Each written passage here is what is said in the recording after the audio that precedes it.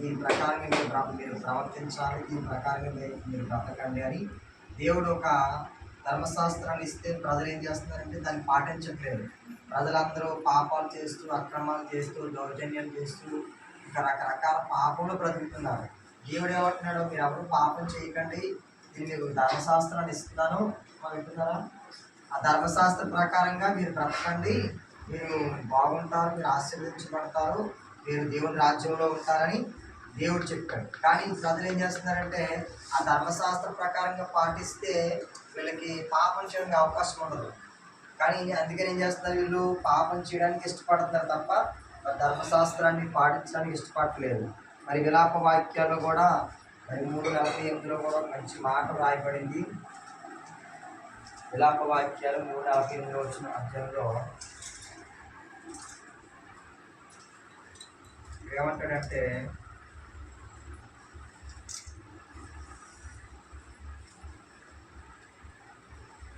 జనులు నా మాట వినకపోయినందుకు నా కన్నీరు ఏరులై పారుతున్నది.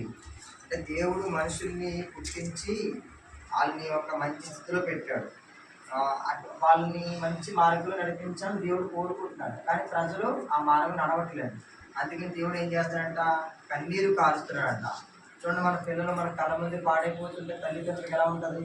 ఏదైనా మన పిల్లోడికి దెబ్బ తగిలిందంటే, యాక్సిడెంట్ అయిందనుకో, అమ్మో నా పిల్లోడు అమ్మో దెబ్బ తగిలిందో ఏడుస్తావా లేదా? ఏడుస్తాం, కాలు ఇరిగిపోయినా, చెయ్యి ఇరిగిపోయినా, యాక్సిడెంట్ అయినా. అలాగే దేవుడు కూడా ఏడుస్తున్నాడు. ఎందుకు ఏడుస్తున్నాడు? ఆయన మాట ప్రకారంగా బ్రతకట్లేదు మనం. ఇదిగో, నా జనులకు కలిగిన నాశనం నేను చూడగా నా కన్నీరు. అంటే ప్రజలు నశించిపోతున్నారు, నరకానికి వెళ్ళిపోతున్నారు. అప్పుడు దేవుడు ఏం చేస్తున్నాడు? నవ్వుతున్నాడా? దేవుడు నవ్వట్లేదు, బాధపడుతున్నాడు. నేను పుట్టించాను, నేను సృష్టించాను, వాళ్ళు పాపాలు బట్టి వాళ్ళు నరకానికి వెళ్ళిపోతున్నారని దేవుడు బాధపడుతున్నారు.